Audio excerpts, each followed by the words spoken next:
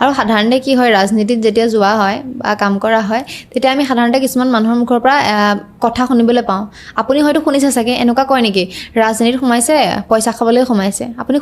শুনিবলৈ পাইছেনে কেতিয়াবা নোপোৱা নহয় এইটো অপ্ৰিয় হ'লেও সত্য কথা পাইছোঁ কিন্তু চোৱা আমাৰ ৰাজনীতি বুলি ক'লে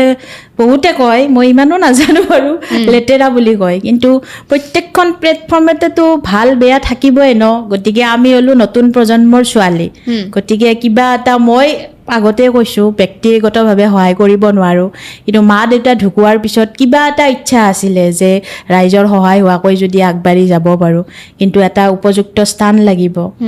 গতিকে মইতো অকলে কৰিব নোৱাৰোঁ গতিকে এনেকুৱা এটা সুবিধা পাইছোঁ ইয়াৰ জৰিয়তে আগবাঢ়ি যাব বিচাৰোঁ আৰু হাতৰ আঙুলি 5টা সমান নহয়